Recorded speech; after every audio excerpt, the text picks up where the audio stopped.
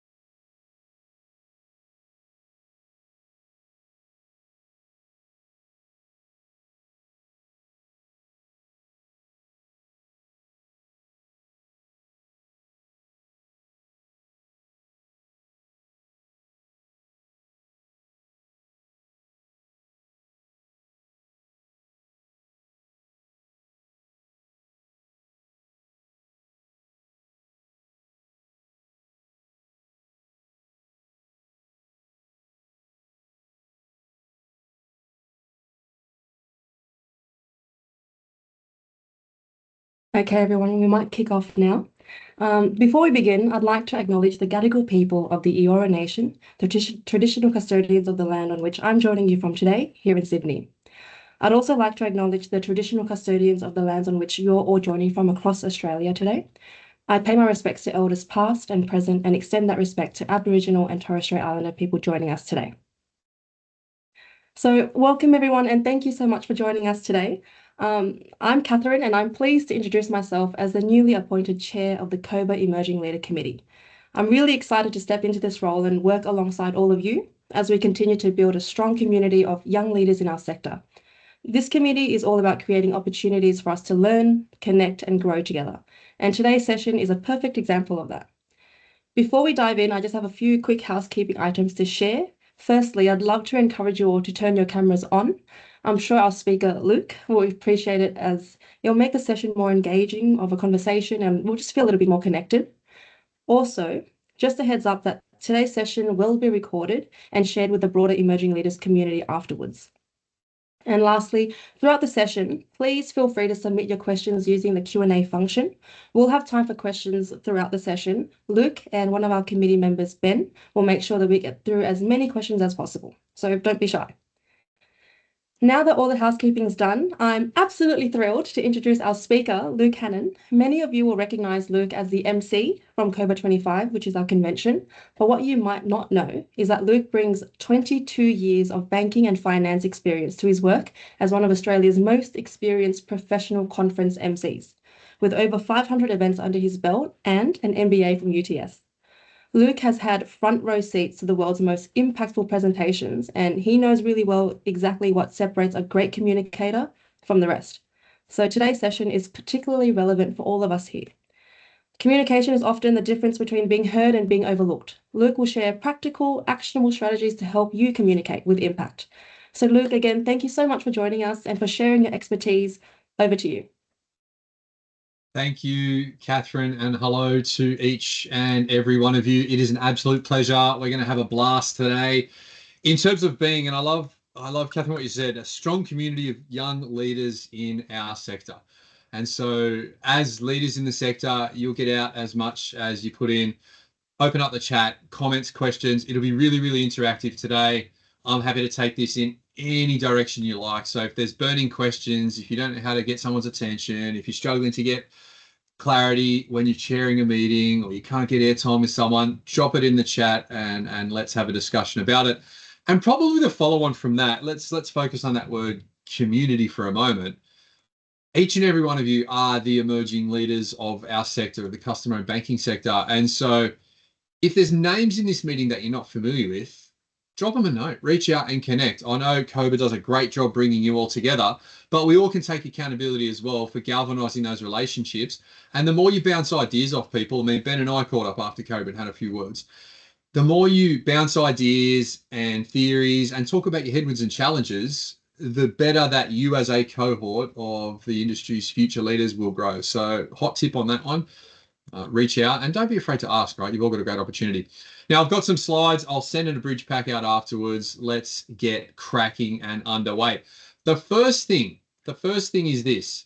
Now, you'll see my slides and they're presented in a weird way where you can sort of still see the PowerPoint. The reason for that screen is portrait. If I maximize it, there'll be a massive portion of black above and below. You won't see anything. With that out of the way, as we admit Nupur into the meeting, thank you for coming. With that out of the way, what I wanted to start with is this. Crack open the chat straight away and just type in the sort of presenting you're doing. And the reason this is important is because it's going to help me to customize our approach over the next hour or so together to best benefit you. So you could be board papers, it could be steering committees, it could be chairing team meetings, maybe it's virtual, maybe it's in person. Just write as much as you can in there and let me know what sort of presenting you're doing. So crack open the chat, do that now, and let's see what we have got from our legendary emerging leaders here at the Customer and Banking Association. Andrew Liston is first, and Andrew, it is really important to be first because I race cars, and first is first and second is nowhere. So Andrew, congratulations, team meetings. Isabella, technical demos, team meetings, plenty of team meetings happening. Christy, virtual meetings, chair committee groups, here, that's an important one. And present projects, Christy will talk about that. Zoom with PowerPoint, thank you, Hui. Alex, Alyssa, team meetings. Wow, team meetings is coming up strong, as is virtual knowledge shares one-to-one. Thank you, John Digby, for that one. All right, now keep those coming in, keep those coming in. I'll keep talking as they come in. The first lesson of today is exactly what just happened there. When you are chairing a virtual meeting, you are a television producer. Think about that for a moment. When you are chairing a meeting, you're a TV producer. And keep those responses coming in, that's fine. What you're trying to do as a TV producer is keep someone's attention on a screen. I mean, that's what Netflix, that's what Channel 9, that's what commercial TV and now Netflix and subscription TV, their goal is to keep you watching.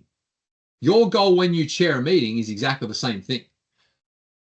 And it's very difficult. Netflix invests billions of dollars in data analytics to make sure they understand what's popular when people drop off and how they can keep you on their screen. So if they spend so much money to keep someone's attention on a screen, what hope do we have as emerging leaders when we're trying to chair a meeting virtually and keep it engaging?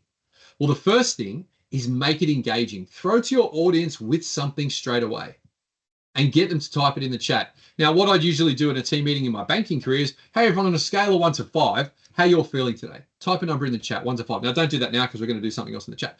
The point is, you've made them stop whatever they're doing, playing with their pet, eating, whatever. They've re-engaged with your meeting and they've typed something in the chat. The kicker and the gold standard is, as they're typing things in, run through and mention their names. Because when I mentioned Claire, Isabella, Brianna, John Digby, when I drop those names, whatever those people are doing, they probably stopped and went, someone just said my name. Because the sweetest sound in any language to any person is their name. So when you get responses in the chat, call it out and use their names. And if you're at COBA, you would have noticed when I was asking Q&A on stage, if the name came through, I dropped that person's name. A, out of respect and appreciation for helping me to dive deeper on stage with our keynote speakers, and B, because it kind of brings everyone in. Everyone hears that John just got a question asked, and the propensity for them to ask questions then goes up. So the first lesson is, when you're running a virtual meeting, you're a TV producer, think about what you're going to do differently, especially early on, to bring your audience in. The most important thing, of course, is use it. So I now know that we've got knowledge shares, team meeting, board proposals from Matthew Ciszki. I'm going to say Ciszki, Matt, because I reckon it's Polish, and I've just had a crack, but we'll come back to that. Bree James, presenting to stakeholders. Brianna, virtual team meetings. So we've got a lot of team meetings and a lot of presenting up. The next thing I'd love you to do is then type in the chat, what are the challenges you are having? What are those headwinds you're having when you're presenting? Maybe it's nerves. Maybe it's you talk too much. Maybe it's you don't talk enough. Maybe it's you don't know when to start. Throw that in the chat, because that will let me know how I can customize the approach to help cure, to help you on your journey to become better presenters. So the second question is, what are the challenges? What are the headwinds? Kate writes waffling. I struggle with that too, Kate, don't worry. Alyssa, disengagement, nerves. And yes, Siski, sorry, Matt. And yes, Polish. Thank you. But close try. Thank you. My wife is Czech, so I'll speak enough Czech. All right. Filler words. Ethan, thank you. We'll come to that. Nerves. Talk too fast. Nerves about disengagement. Jess, yeah, thank you. Lack of engagement. Nerves. Presenting complex ideas to a very audience. I love that. Plenty of disengagement, plenty of nerves and pause. Miller, nerves and pauses. Yeah, we'll talk about pauses. Silence is your friend. Nothing wrong with a bit of silence when you're presenting. Courtney writes eye contact. We'll talk about that too. It will feel like an absolute eternity. Like if you ask Adam, who was on stage last year and spoke really well as the recipient of the Bridges Emerging 2024 Emerging Leader, that's now Ben this year, clearly. When Adam spoke, if you ask him, when you pause on stage, even for me as an MC, it feels like an eternity, and it's like a fraction of a second. Michaela, potential judgment. Ooh. All right, Island Ho, getting everyone to contribute. Just do what we've done there in terms of contribution. Hot tip, Island, and I'll come to that now. If you want engagement in a live audience, never say, hey, put your hand in the air if. Like, that's the worst thing ever. Get everyone to move first. Everyone put one hand in the air. Because that's a command. That's not a question. You're telling the audience to do something. Left or right, it doesn't matter. Put your hand in the air. Now, leave your hand in the air if, then you put your question in. That's how you get audience engagement. That's a big one. I do that live. And virtually engagement's kind of what we do here, poll questions and stuff like that. All right. There's plenty to take away there. I've got the chat open and we will come back to that throughout the session. Thank you for your challenges. If you remember just one thing from today, just one thing, let it be the word mad. The word mad. So if you've got a pen, if you've got a paper, if you've got your success journal with you, and you might be wondering, Luke, what's a success journal? A success journal is a journal and you write success on the front of it. That's a success journal. So crack open your journal and then write the word mad down, because mad underpins good communication. Message is the M. What do you want to say? What have you got to say in those team meetings? What does Christy need to present in her virtual meetings? Alex is presenting to the board and committee. What is the message Alex is saying to the board? What's the message? That's the first thing. Start with that. What do I want to say? What's the message? The next thing is, who is my audience? And it's beautiful that we've got Jess saying virtual team meetings and then Alex saying a board. Because if Jess and Alex had exactly the same message, the audience, one is a board, one is a team meeting, changes how Jess and Alex need to deliver that message. Now, I see most people probably make the mistake if they don't think about who their audience is. Because if you're presenting to a team of emerging leaders, for example, or grads, you've probably got half an hour or 45 minutes. If you're presenting to a board, you've probably got 10 minutes, 8 minutes, 5 minutes, max. So the audience changes how you need to deliver it. So again, mad. If there is one thing to remember from today, let it be that word. Message. What do I want to say? Audience. Who do I need to say it to? And then delivery, based on what I want to say, message, who I need to say it to, audience, how will I then deliver it? And if you think about those three things every time you need to communicate and really introspectively think, what do I want to say? Who is my audience? And we'll go deeper on these three things throughout the next hour together. And then how am I going to say it? That is the one key takeaway I would love to leave each and every one of you with. Now, at any time, if you've got a question, throw it in the chat. Ben and I are all over it. We will get onto it. Okay. So we've spoken about message, audience, delivery. When you break that down, the delivery is the sender on the left-hand side of this slide. The message is kind of in the middle and the audience is on the right. Communication is pretty simple when you think about it. Pretty simple. At the moment, I am sending a message to you, the receivers. When you were typing in the chat, you were sending messages to everyone, so we were all the receivers of that message. But in particular, I was a receiver. And that's the interesting thing about communication, especially when you're networking or when you're speaking to people, you will pivot from being a sender to a receiver. But it always starts in the middle with message. What do I want to say? So we're going to dive into that. I see plenty of mistakes on stage. I'm privileged. I did 22 years in banking and finance, as Catherine said, in risk management of all things, in credit risk, and now I talk for a living on stage. So I don't think I ever belonged in risk, but I do love risk, and I always will love what credit does, because it kind of underpins banking, right? Banking is we take deposits from people, we lend it to other people, and the manner in which we lend it, credit risk, kind of underpins the health of the organization. So if you haven't had, pausing on communication coaching, but as a career banker, I would urge each and every one of you to find the credit risk teams in your respective organizations and try and do a rotation there or shadow someone there. Get some experience in credit, because credit underpins what a bank does. We take deposits, we add a clip on it, NIM, net interest margin, and then we lend it out to someone else at more than what we paid for the funds. Now, as you know, Australian banks don't have enough money, so they need to go and get money from the market. That's a different story. The point is, credit underpins banks. From lending policy to portfolio management and then collections, I highly recommend you understand credit. It's really, really important. And operations as well, I'd say, is another one, because operations, they're like the engine room of the bank. But if you don't understand what happens in ops, it's hard to understand how all that credit makes sense and how the bank works. So hot tip, credit and ops. Really, really important. All right, key takeaways. Now, there's a bit of a pop quiz. What was the one thing that I wanted to leave you with? Type it in the chat. I don't have a prize for who's first, but I will admire you and call your name out loud. Isabella, nailed it. Mad. Jess, second. Amber, third. Jarvis, fourth. Brioni, Megan, fifth. Key takeaway. All right. And keep it going. That's great. It is important that when you start presenting, it's really obvious, really early on, what you want to leave the audience with. And so these 4 steps, starting from the top, identify what your key takeaway is. I never started with mad. I was on a podcast once and the guy goes, "That's mad." And I'm like, "Oh my God, it is." So that helped clarify my key takeaway. The point is, understand what you want to leave the audience with. And then work to refine it. Work to make it really, really simple and easy to understand. Once you've done that, then we go down the bottom, bring it into your presentation really early on. Pardon me. And then bring it in often, because you need to drill at home what you want to leave people with. If you firmly believe this change is going to help the Emerging Leaders program go from strength to another strength, then that's kind of your key takeaway. You need to then distill it and bring it in. We're here today to discuss the trajectory, the pathway of our Emerging Leaders program. And I firmly believe we've got a number of changes which are going to help us take that next step. Here's what they are. Bang, you're away. Everyone knows exactly why you're there.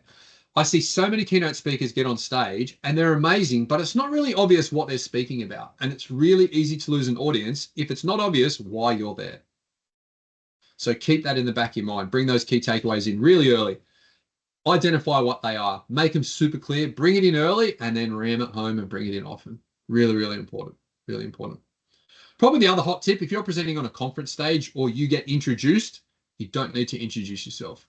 The amount of times I'll introduce a speaker, please welcome John Smith from ABC Proprietary Limited. Who's the CFO? Thank you, John. John gets up and goes, "Hi, I'm John Smith. I'm the CFO from ABC Proprietary Limited." And I'm sitting in the audience going, "I just said that." You've got such a limited amount of time to catch an audience's attention. Don't waste it introducing yourself if you've just been introduced. And I would go one step further. Even if you haven't been introduced and you're on stage talking, open with something profound, a question, a notion, something thought-provoking, wrap your key takeaway in, and then introduce yourself later on.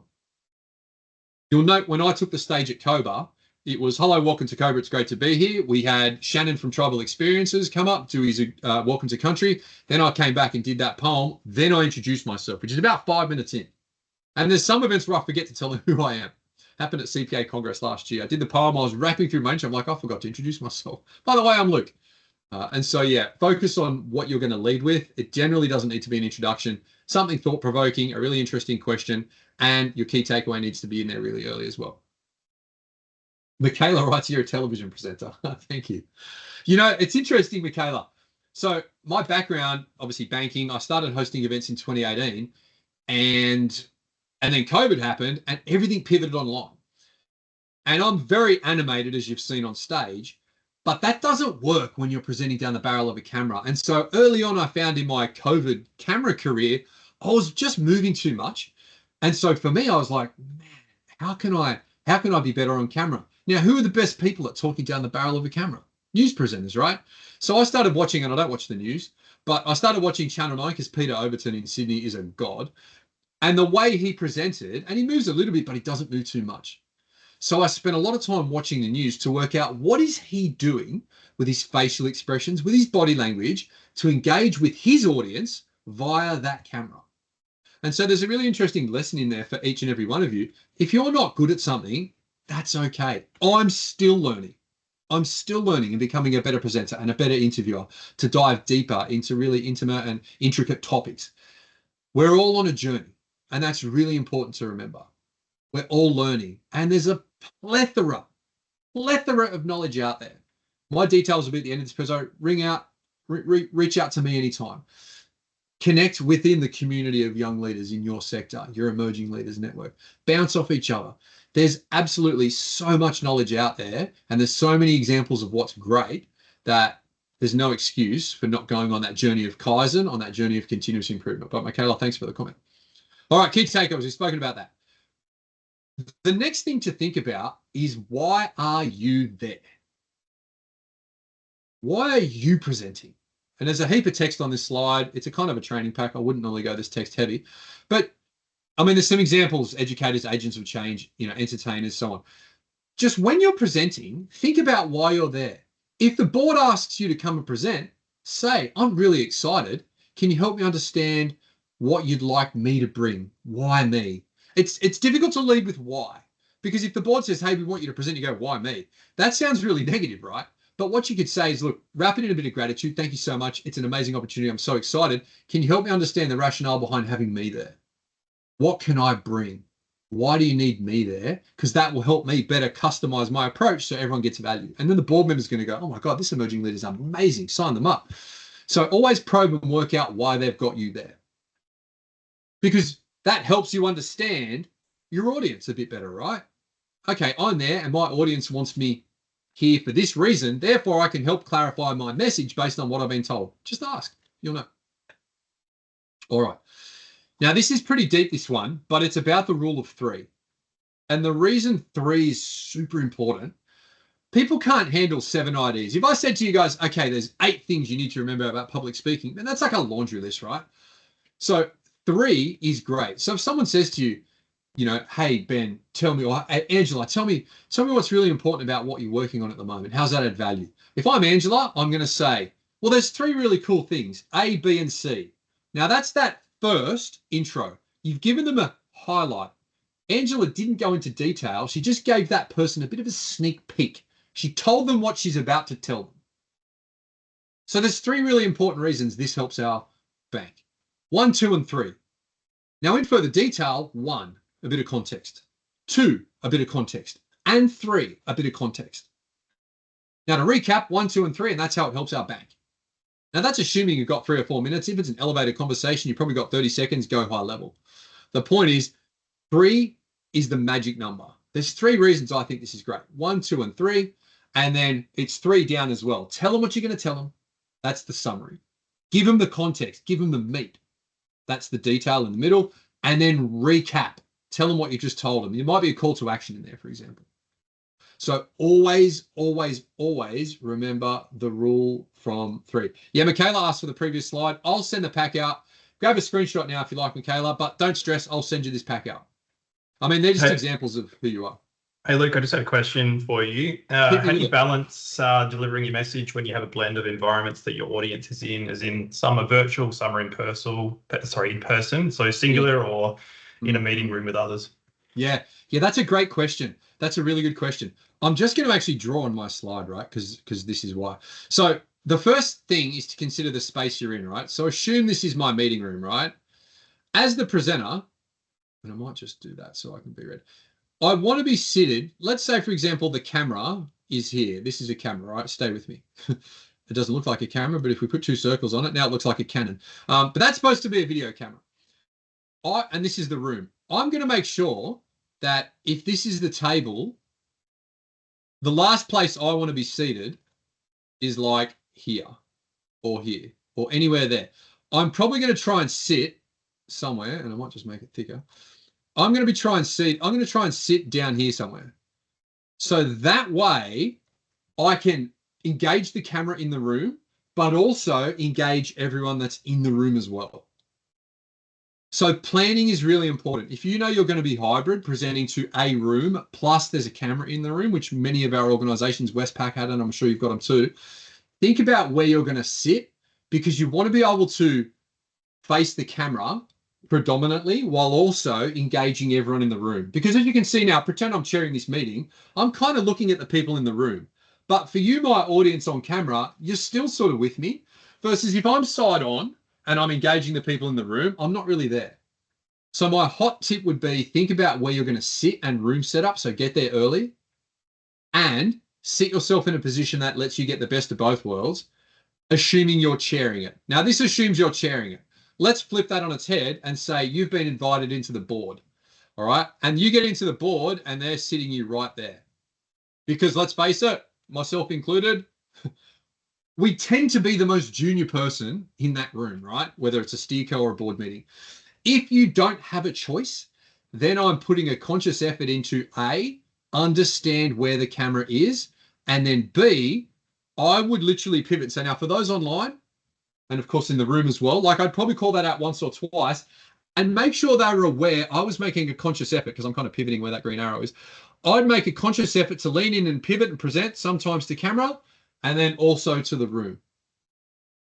The last point is, and I saw this quite a bit at City, is when some junior people present and get asked a question by someone senior, they will lock in and just present to that senior person only. And I think it's fair to give, say, 30, 40, 50% of your eye contact, of your attention to the person that asked the question. But I'd make sure to pivot, and you might need to pivot 180 degrees, right? Like if you're sitting here and assume, and I'll just keep drawing, assume there's a person there, there's a person here, there's people all around. If I'm that green cross, I'm going to need to pivot 180 just to look at the person next to me and then back again to see the rest of the room. So Ben, let me pause, but does that answer your question? Yeah, it does to some extent, but it's just more some of the, like, making sure that people are engaged, especially if you're in the virtual sense and you're just like, you may need to deliver it differently in terms of language and style and that sort of thing. Yeah, good question. My style interviewing virtually is kind of different. There's a bit less banter. Whereas if I'm interviewing someone on stage, because you're in person. However, if I'm doing both, I'm probably still, it depends, right? Like if you go into a board, you're not going to ask for feedback, but if you're chairing the meeting, then you might. And so I'd still probably do a bit of an exercise to get the people engaged online. Again, depending on how much time I've got. If we had 10 minutes today, I probably wouldn't do that. I'd just rifle through MAD and a few other things. But maybe if that doesn't clarify it, let's take it offline and I can write a blog post and we can all look at it. All right, so I'll send these slides out, so fear not. Let me just go back to the cursor and we'll keep going through this pack. All right, so that's the rule of 3. This is a bit of an exercise for each and every one of you to do after this session. But what I'd love you to do as emerging leaders is to identify the gold that makes you, as an emerging leader, that makes you awesome. That makes you awesome. And I'll give you an example. So when Catherine and I first spoke about the opportunity to lead COBA, it was really important that Catherine knew that I'd done 22 years in banking and finance, that I've got an MBA, and by that stage had hosted 540 or something events. And they were my nuggets as a professional MC, especially for customer-owned banking association, because having a full-time professional MC with 2 decades of experience in banking and finance, that gives me a significant competitive advantage over everyone else. Not only am I supremely confident that I can add a ton of value, but I'm also intimately aware of the challenges we all face as bankers. And so my nuggets for that conversation, it was important for Catherine to know that. Because if Catherine didn't know I'd done banking for 22 years, like what a shame that would have been to miss the opportunity for me to add that value. When I was in banking and finance, my nuggets were I was the person that got stuff done, especially at Westpac, because City was quite light. I did 10 years at City and then 8 at Westpac. My nuggets there were I'm kind of the guy that gets stuff done and I've got a ton of energy and I bring stakeholders together.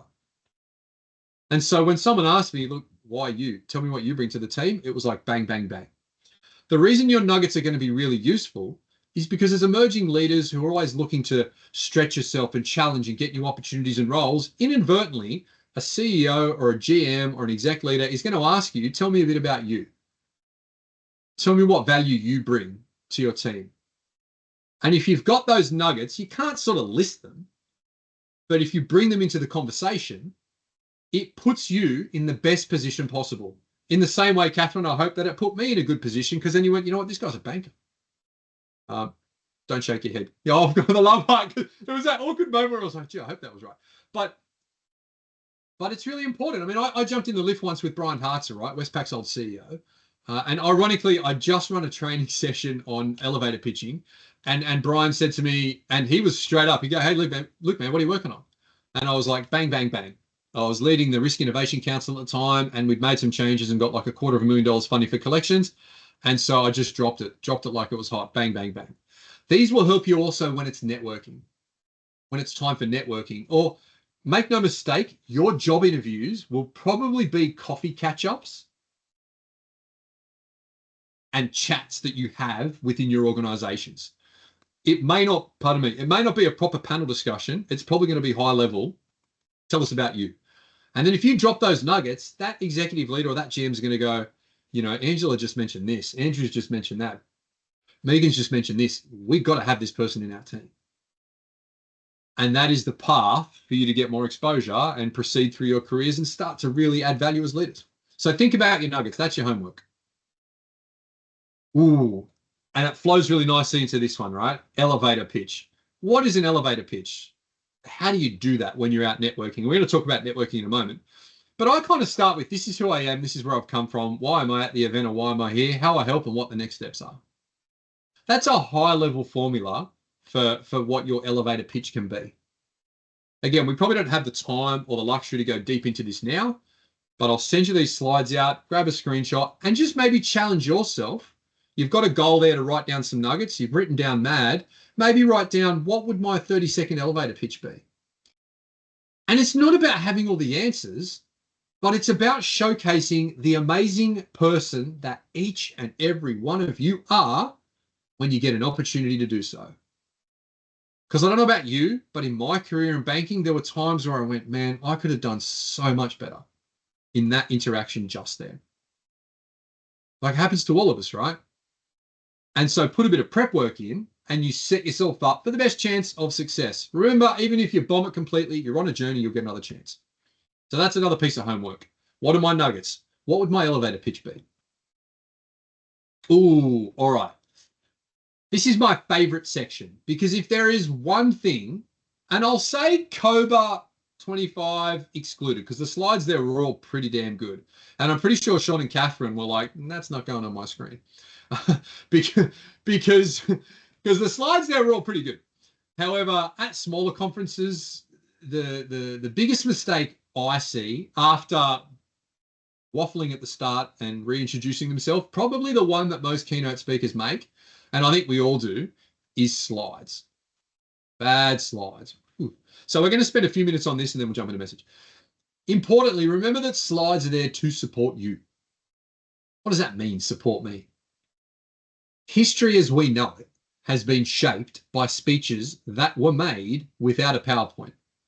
Kennedy, Luther King, Obama. Pick your favorite speech, right? Gandhi. The best speakers who have reshaped the world we live in did so without PowerPoint. If they can do that, we can present without slides.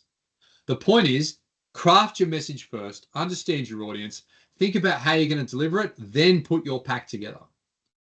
Don't put the pack first. You can bring your personality in, you can add your stories in and talk a bit to the why. But probably the key takeaway from this slide is slides are there to support you. We could do this training without the slides. That wouldn't be a problem.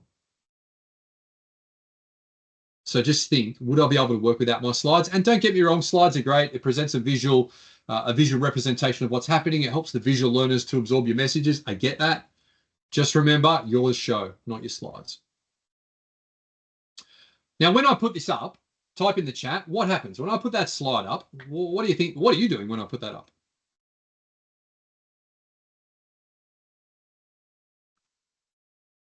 Will Isabella be first again in the chat? Let's find out. Ben, info overload, strong, or reading. Now, if the audience is Kate writes, I find it hard to take in the info. Word. Michaela, thanks for your honesty. Boring. Appreciate that. That's not feedback, by the way, Catherine. That was an answer. The point is, you're right. There's trying to read, right? And if the audience is trying to read your slide, they're not paying attention to you. So your ability to influence them, as Hannah has hit the nail on the head, trying to read and not listening to the speaker. Couldn't have said it better myself. That's exactly what's happening. Hannah is the star here. So if I'm going to present this slide on a conference stage, I'm probably going to present it either like that, or the next level is probably like that. That's probably how it looks if I'm doing a keynote. Because let's talk about asking questions and staying true to yourself.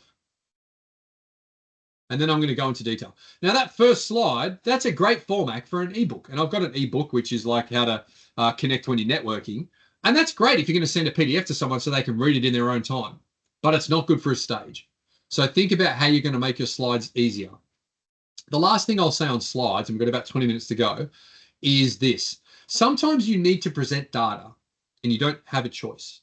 Now, I'm a risk guy and I love numbers. When I put that slide up, it just talks to me. Like the numbers stand out. I can just see what's going on. I don't know why, but it just talks to me, right? Most people, when they see a slide full of numbers or a busy slide like that, it's cognitive, it's info overload. So if you need to present a slide with some data on it, and I'll explain when I did the monthly risk reviews at City or at Westpac, we had delinquency charts, which is like 8 by 24, 2 of those, one for dollar amount and then one for percentage. So there's 4 per page. There's a lot of info. If you've got to present a lot of information on a slide, build the architecture of the slide in your audience's mind first. So if I'm going to present this slide, this is how it goes. Looking at this slide, on the left-hand side, I'm telling my audience where I want them to look. On the left, you'll see the different expense categories. Now, taking you to the right-hand side, that last column on the right-hand side, that's the year-to-date totals. The 3 columns in the middle represent quarterly totals. If I can draw your attention halfway down on the left to motor vehicle expenses, you'll note they've been increasing quarter on quarter. Now, I'd flip it so it looks like it's increasing because if you read it left to right, it's decreasing. But anyway, the message there is build the architecture of the slide in your audience's mind and tell them where you want them to look. If I can draw your attention to the left, now looking at the right, in the middle, at the top, at the bottom, literally tell them where you want them to look and their eyes will follow you. As opposed to me throwing this up going, now looking at motor vehicle expenses, you've lost the audience straight away. So the key takeaway here, when you're presenting a lot of data, build the architecture of the slide in your audience's mind and tell them where you want them to look and then what they're looking at. On the left is this, on the right is that, the middle, the top, the bottom. Now I want you to do this. Bang, bang, bang. All right, let's rock and roll. If you've got a question, throw it in the chat. We're going to pivot onto audience. And there was a question in there around senior leaders. This triangle is really cool when you're presenting in an organization. Generally, the higher you go, so the higher up this triangle you go, the less time you've got. And that's not a bad rule of thumb. The higher you go, the less time you've got. So when you're thinking about who your audience is, just keep that in the back of your mind. A cool thing to do as well is ask, how much time have I got? We did this at the start of this session. I know Ben's got to start speaking at about 56 minutes past the hour. Catherine's going to speak for about probably 4 or 5 minutes at the start. That gives me about 50 minutes, so I can structure my presentation accordingly. Just ask. Just know the higher you go, the less time you got. Also know that if you're presenting to a board or a CEO or a senior leadership team, you probably actually have less time than you thought. So you might have thought you had 8 minutes. They told you you had 8. You'll get a tap on the shoulder on your way in to say you've only got 4. So just keep in the back of your mind what you're going to do if your time gets cut in half. Now, interestingly, type it in the chat. What do you think most people do when they find themselves either running over time, running out of time, or their time gets cut? What do you think most people do?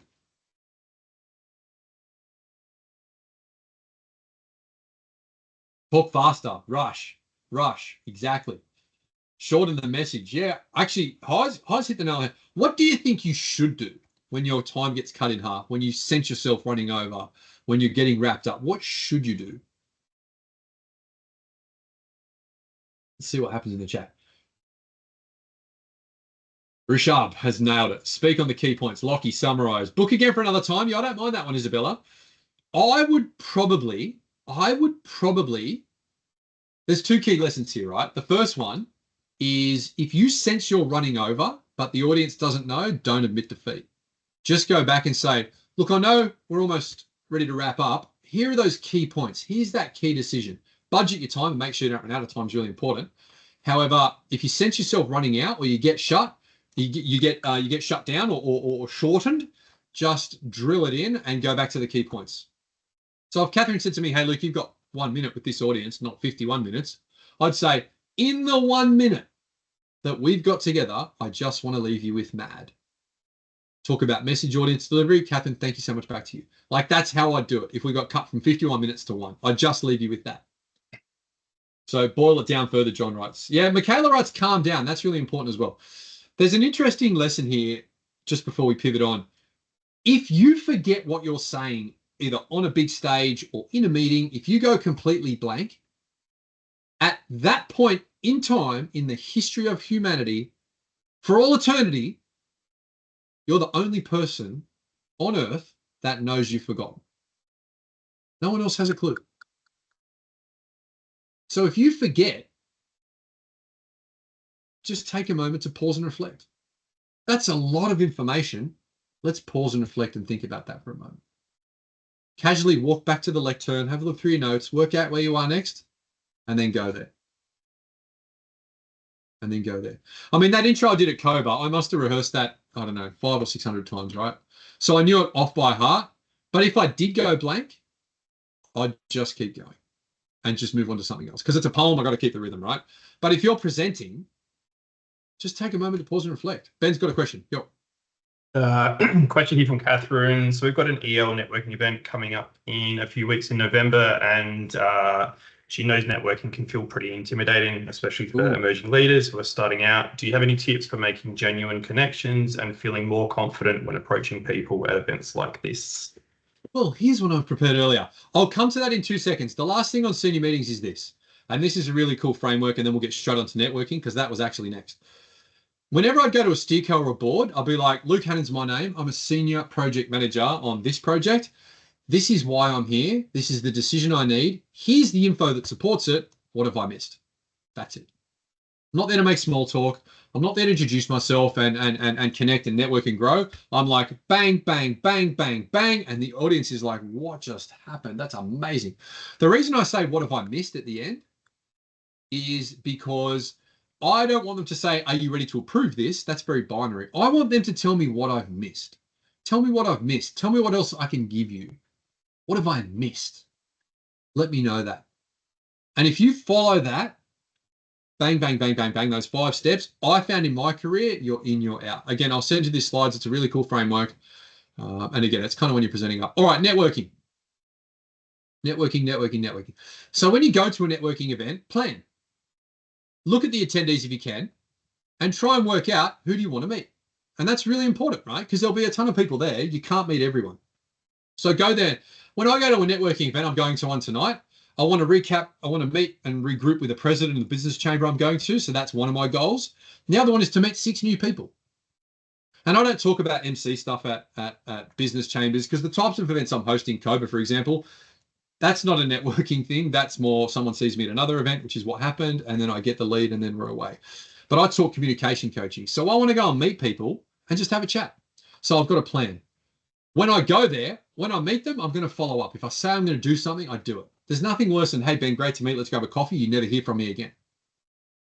You know, we said that at COBA. Ben and I are like, hey, man, let's catch up. I'd love to speak to you. And to Ben's credit, I'm like, reach out anytime, mate. I'd be delighted to catch up. A week or 2 later, hey, Ben sends me a note. Luke, let's catch up. Mate, boom, let's do it. So if you say you're going to do something, do it. When you're out there networking on the night, pace yourself. Take your time. You can't meet everyone. And if there's someone you don't know, ask someone else. Hey, do you know this person? Because I want to go meet them. We're going to go deeper. So stay tuned. The 2 challenges I get is entering a conversation and exiting. How do I get into a combo? How do I get out? Now, how do you get in It's as easy as walking up with a really firm handshake. Hi, I'm Luke. Great to meet you. And then ask them a question. What brings you here? What are you working on? Where do you work within the organization? Ask them an open-ended question as opposed to talking about yourself. Because by now you've got your nuggets. That's one of your goals out of this session. You've got your little elevator pitch. That's your second goal. So you kind of know what you're going to say if they say, tell me about you. The magic with networking is get them speaking. This is the third thing I want you to write down. These 3 words. Tell me more. Tell me more. The 3 best networking words in the history of networking is tell me more. So as they're speaking, tell me more. And then inflect your tone at the end of a sentence, which turns your sentence into a question. Come back to that in a minute. Tell me more. Be genuinely interested. Give a damn and tell me more. Look them in the eye, pause, and they'll keep talking. And you'll be a great listener and you'll learn about them. Probably the last thing there is take notes. So if I'm out networking and just meet Ben Thompson, who's 2025 Emerging Leader, the Bridges Award and stuff, when he's telling me that, after I've met him, I'm probably going to go and do a voice memo as I'm walking away. Just met Ben Thompson. This is who he is. This is da-da-da-da-da-da. Now, that may seem very disingenuous, right? But Ben has taken the time, taken a part of his life to share with me some information. So the least thing I can do is note that down so that when I email Ben, it won't be, hey, Ben, great to meet. It'll be, hey, Ben, great to meet. Congratulations on winning the Bridges Emerging Leader Award at COBA. And I'm really excited that you spoke about A, B, and C. Mate, let's grab a coffee. And I mean it, and we will, or we'll Zoom because we're in different states, right? And then when Ben gets that message, how do you think Ben feels? Just ask yourself that. How do you think he feels? Probably listened to, probably heard, probably valued. So it's okay to take notes. Now, there's times when you walk up to a conversation and it might be 2 GMs talking about something that clearly seems like something you shouldn't be involved in. Just bail. If you don't get their attention early on, just leave and go somewhere else. Because it might not be that. Now, we'll talk about exiting. Now, there's plenty of advice out there on exiting. I firmly believe, don't lie. Never say, oh, I've got to go to the toilet. Never say, oh, I've got to go to the bar. Why? Because it's disingenuous and everyone says it. And it's not true. Even if you do need to go to the toilet, if I do, I don't say it. Follow these steps. Gratitude. Megan writes, exiting's the hardest. Yeah, spot on. Gratitude. Ben, it was an absolute pleasure to meet you. Thank you so much, recap, for talking about A, B, and C. Because I've just expressed gratitude and I've just made Ben feel heard. Next steps. Mate, let's jump on a Zoom because I'd like to talk about this more. Let's connect on LinkedIn. Let's grab a coffee. Let's do lunch. Next steps. Shake his hand. It's been an absolute pleasure to meet you. I'm going to go and speak to XYZ. Have a great night. I shake the hand and I am out of there. Even if Ben's on his own, he's big enough. He'll look after himself. He'll find someone else. So thank them. Recap the conversation. Talk about what those next steps are. Shake their hand and just move on. But be honest. I'm just going to go and speak to John because I haven't caught up with him for a while. Have a great night. And I'm gone. Just like that. It's a networking event. It's okay. Just be honest. Even if I need to go to the bathroom, I won't say that. Because the awkward thing about I'm going to the bathroom, Ben sees me in 2 minutes talking to someone else. So I lied to him. That's a bad start to the relationship. So again, I'll send these slides out. That's how you exit, but thank them, recap, talk about next steps, shake their hand, be honest and move on. Go on. Ooh, what I might do, Ben's got his hand up. There's heaps more we could talk about. For the next sort of 6 or 7 minutes, let's maybe do some Q&A and then we'll end it there. There's so much we can talk about. I mean, I usually run 2-day courses of this. There was a bit of nerves. Just let me talk about that and then we'll wrap it. If you get nerves, think about these things. Have you been there before? Because there was a lot of nerves that came out in the challenges. Is it going to matter in 5 years? Probably not. And also, you're probably nervous because you care. So reframe your nerves is really important. I'll send this slide out. The last thing I'd say is this. For the analytical people in the room, draw a graph, Risk Management 101, the likelihood and the impact. And then write down on that graph all the things you are nervous about. Again, I'll send you this. I'm worried about forgetting. What's the likelihood? Low. What's the impact if it happens? Low. I'm worried about tripping over on stage. What's the likelihood? Low. What's the impact? Medium. You could hurt yourself, right? So take steps to mitigate it. But if you put all of your things you're worried about on a graph like this, all of a sudden you've quantitatively quantified what's worrying you. Then you look at it and go, huh, well, if I forget, doesn't really matter, and it's not going to impact me. So I like to do that when I'm nervous. I mean, when people get nervous. I'm quite fortunate, don't really get nervous before I present. What I worry about is how am I going to control the audience? What if this happens? What if there's no Q&A? I've got that covered. I've got my own questions. So why worry about stuff like that? We've got 7 minutes to go before I throw to Ben. Let me pause to Ben. If you've got questions, throw them in the chat. Happy to take any comments, thoughts. Here's my details. Connect with me on LinkedIn. Let's do Q&A, and I'm sure we've got lots to talk about. Ben. Thanks, Luke. Really good and timely question from Brianna. So how can we design our presentations to be inclusive and accessible for neurodiverse audience members, particularly those who may process information differently or benefit from alternative formats? Yeah, a great question. There's 2 ways I'll answer this. The first is work closely with the accessibility team in your organization. Secondly, if you know who the neurodivergent people are, like we used to have someone in our team at Westpac who was really low on vision, like their vision was quite low. So when we were designing things, we would go and get their input. So I'd say ask the audience and just be respectful. Say, look, I'm doing this presentation. We're trying to be super inclusive. I know you come from, you see this in a different way. How can I best integrate elements? How can I best present? What can I do differently to make sure this works for you as well? Because the best person to tell you how they like to be presented to, whether it's a board member, whether it's someone that's neurodivergent, is the person themselves. Because everyone's different. Again, it could be difficult for you to build a presentation that's all encompassing for everyone. But if you take the basic principles in, working with your accessibility team, working with the people themselves and building those relationships, it should make it easier. Should make it easier. I hope that helps. It's a difficult one, that one, right? Question. Thanks, Luke. Can you share an example of when adapting your communication style made a difference in the outcome? Ooh. Yeah, I mean, look, COBA's a great example, right? The way I present on stage when I'm on my own was very different to when I was chairing the panel with Simon Marnie and so on, or when I was sitting down with Richard, or sitting down with Jason Fox, our keynote speakers in a couch. My communication style pivoted from, the intro, the poetry, the bring the audience on a journey, energize the room, but connect with them on a thought-provoking level. That's kind of the vision I had. To when I'm listening to someone on stage, I pivot to tell me more, to curiosity, to what does my audience want to know, and how can I recap, summarize, bring these key points out to give our audience, who's bestowing upon us their attention, the best return on investment. So there's probably an interesting example there in terms of interviewing someone versus presenting. And again, you can say that at CPA last week, the way I had an on-stage interview with the Auditor General of Queensland and a risk person and an auditor person on stage was just fascinating. It was great. But the way I would speak to someone on stage is very different to the way I interviewed Virginia Costa, who was the CFO from Mondelez and another suite of other companies, because that was a virtual setting.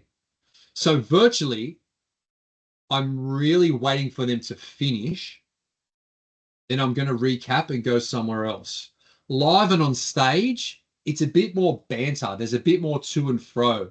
There's a bit more, tell me more. Hey, let me jump in and ask you this. There's a lot more two-way, bouncing off each other. That the riffing between two people happens easier in a live format, whereas when you're virtual, you're not in that physical space of the person. So you sort of need to change the way you do it. Again, that's a really detailed and call it an advanced technique, but these are the sort of things you need to think about, right? Another one's just come through from Lockie at Beyond Bank. So how do you approach when staff, especially senior level, disagree with your comments or findings in a committee or teams meeting? Lockie, shout out. And I used to work with Stevie and Dovico at Westpac. She's an absolute superstar. So shout out to the team at Beyond. That's an interesting one. There's a few things you can do, Lockie. You can say, I see things differently. I see it in a different way. And what that means is you're not saying they're wrong. You're saying that you see it differently.